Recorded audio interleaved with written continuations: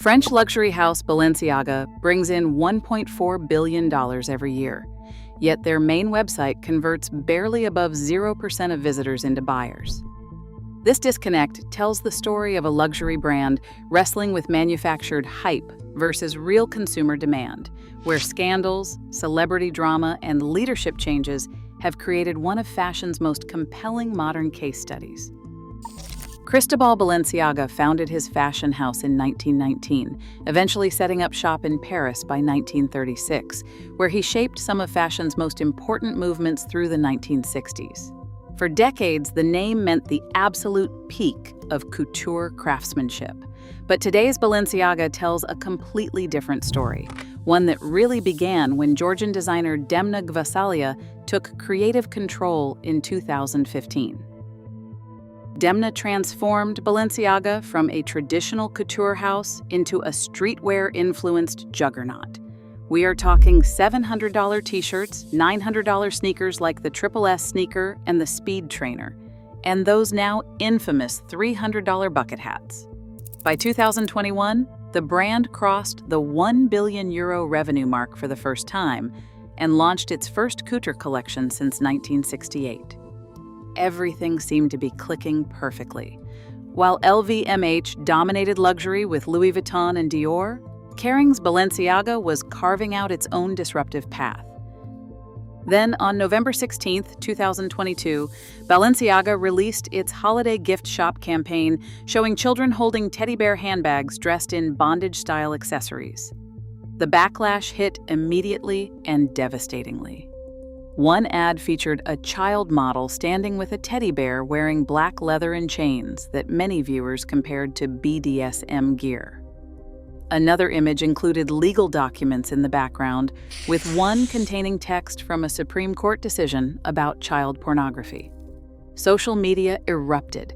The hashtag #CancelBalenciaga racked up over 300 million views on TikTok. Balenciaga lost 100,000 Instagram followers overnight. Kim Kardashian, one of their most visible supporters, tweeted that she was re-evaluating her relationship with the brand. Balenciaga's first response focused on what crisis experts call scapegoating. They sued production company North 6 and set designer Nicolas Desjardins for $25 million, claiming these parties were responsible for the controversial elements. This strategy backfired spectacularly, with critics accusing the brand of dodging responsibility instead of owning their mistake. François-Henri Pinault, chief executive officer of Kering, Balenciaga's parent company, eventually admitted in February 2023 that they had made a clear error of judgment. He said he took full responsibility for the episode and offered apologies to anyone who was affected. Demna himself acknowledged that the campaign unfortunately was the wrong idea and a bad decision from him.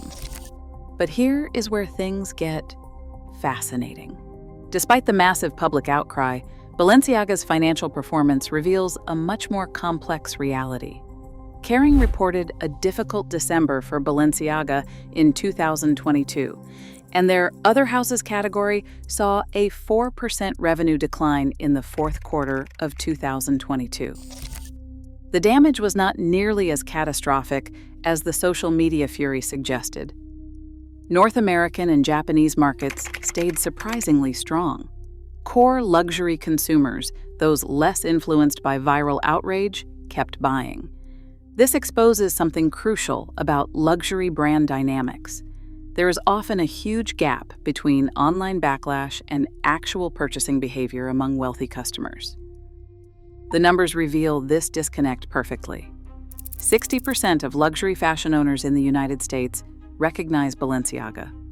Among this group, 13% actually own pieces from the brand. But here is the real kicker. Balenciaga.com has a conversion rate between 0% and 0.5%. Compare that to the sector high of 3.37%, and you can see the massive problem. Awareness does not translate to action. This terrible conversion rate becomes even more striking when you consider that Balenciaga scores its highest brand recognition among Gen Z and millennials, the exact demographics driving social media conversations and cultural buzz. The brand successfully creates desire and recognition, but something blocks the path from interest to purchase. In 2023, Balenciaga tried a strategic shift. Gone were the dystopian streetwear looks that defined the Demna era. The brand moved toward showcasing classic craftsmanship and heritage positioning. They appointed their first ever brand ambassadors, French actress Isabelle Huppert and Thai actor-singer P.P. Krit Amnoidekkorn in July 2023. By November 2023, Michelle Yeoh joined as global ambassador, followed by Nicole Kidman in December 2023. Then, in a move that surprised many industry watchers, Kim Kardashian officially became a Balenciaga ambassador in January 2024. This decision was particularly bold given her very public distancing from the brand just over a year earlier. The message was crystal clear.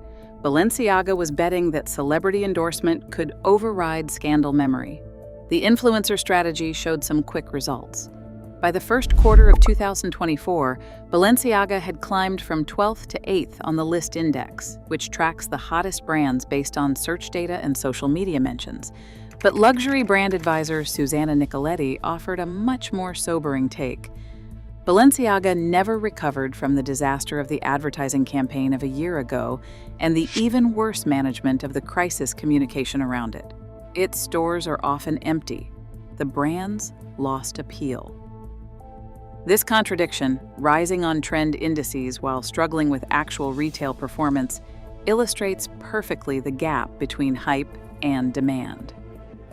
The brand was generating conversation and cultural relevance, but converting that buzz into sales remained nearly impossible. The broader luxury market context adds another challenging layer to Balenciaga's problems. Bain Company expects the personal luxury goods market to see its first slowdown since the Great Recession, experiencing a 2% drop in 2024. The number of luxury consumers has fallen from 400 million in 2022 to around 340 million in 2025, a shrinking customer base of about 50 million people over 3 years. This decline hits Generation Z particularly hard, whose advocacy for luxury brands continues dropping. YouGov data shows that between January and April 2025, the average consideration score for 8 major luxury brands fell from 10.1% to 7.6%, nearly a 25% drop. When your core cultural ambassadors are pulling back from luxury consumption, building sustainable demand becomes exponentially harder. Balenciaga's pricing strategy makes this challenge worse. The brand positions itself at premium luxury pricing, on par with Louis Vuitton and Gucci, but critics argue the quality does not always match. As one industry observer noted, Balenciaga's fabrics are very normal for a light luxury brand, but his fabrics do not match his price. When aspirational consumers are already pulling back from luxury spending, a perceived quality-to-price disconnect becomes a major barrier. The brand faces what researchers call the controversy as currency dilemma. For luxury brands built on exclusivity, surviving outrage can actually strengthen brand mystique among certain consumers. Scandal often works as a pressure test, weeding out casual customers while building loyalty among hardcore supporters. But this dynamic only works if the core product and brand experience justify the premium positioning. Data shows this polarization effect clearly. Gucci and Balenciaga face equal proportions of Generation Z expressing both love and dislike. For Gucci, 28% express love and 27% express dislike. For Balenciaga, 24% express love and 24% express dislike. This is not the broad appeal luxury brands typically want. It is a deeply divided consumer base. In March 2025, the luxury fashion world got rocked by another major announcement. Demna would be leaving Balenciaga to become creative director of Gucci, replacing Alessandro Michele, who had previously led the brand for 7 years. After a decade of reshaping Balenciaga's identity with his edgy dystopian aesthetic, he was moving to lead fashion's largest luxury brand. Gucci CEO Stefano Cantino praised the appointment. Demna will bring to Gucci something exceptional. His way of defining fashion today is pretty unique, and this is what Gucci deserves and needs for the future. The timing seemed perfect for both parties. Demna could escape the lingering shadow of the Balenciaga scandal while taking on a bigger platform. Gucci could inject fresh, creative energy into a brand that had been struggling with its own identity questions. On July 9, 2025, Demna presented his final couture collection for Balenciaga at Paris Fashion Week. The following day, Pierpaolo Piccioli officially took over as creative director. This transition represents way more than just a personnel change. It's a fundamental shift in brand philosophy. Piccioli, who spent 25 years at Valentino and was known for rejuvenating couture with poetic silhouettes and deep appreciation for craftsmanship, represents everything Demna was not. Where Demna embraced confrontation and cultural disruption, Piccioli embodies understated elegance and technical mastery. Where Balenciaga had defined itself through oversized streetwear and avant-garde pieces, Piccioli brings architectural tailoring and softened shapes. Industry insiders expect Piccioli to shift the brand away from logo obsession toward designs that indicate luxury through technique rather than branding. This strategic pivot addresses one of Balenciaga's core challenges, justifying premium pricing through obvious craftsmanship rather than cultural cachet alone. The appointment signals Kering's recognition that Balenciaga's previous strategy, building brand heat through controversy and cultural moment-making, had reached its limits. As one marketing expert noted, the influencer strategy might help Balenciaga get a quick hit and a short-term bounce, but it's not a long-term, sustainable strategy. Piccioli's first collection, unveiled in October 2025, will be crucial in determining whether Balenciaga can successfully navigate this transition. Early industry response has been cautiously optimistic, with the brand actually moving up in list rankings despite the creative director change, which is unusual in an industry where such transitions typically create temporary uncertainty. The brand has also expanded beyond fashion to rebuild its luxury positioning. In September 2025, Balenciaga and Kering Beauty introduced a high perfumery collection of 10 fragrances, reimagining the house's 1947 perfume LeadIQ. This launch marks Balenciaga's return to fragrance, with a couture-level positioning rooted in archival storytelling rather than contemporary controversy. Similarly, collaborations like the Fall 2025 collection with Lamborghini signal an attempt to associate the brand with established luxury rather than disruptive streetwear culture. These moves represent a clear strategy shift toward traditional luxury codes. But perhaps most tellingly, Balenciaga has quietly been experimenting with resale integration for the last 18 months. The brand is now rolling out this program more widely, becoming one of the first major luxury houses to fully integrate secondhand services into its business model. This move acknowledges a crucial reality. In a market where luxury consumers are increasingly value-conscious, brands must provide multiple entry points and ownership models. The resale data reveals both opportunities and challenges. Fashion File's 2025 resale report shows that city bag sales grew 525% year over year, suggesting strong interest in Balenciaga's heritage pieces. However, the Balenciaga Motocross City Top handle is selling at 76.5% below average market prices, indicating that recent pieces have not maintained their value in the secondary market. This resale performance gap perfectly captures Balenciaga's central challenge.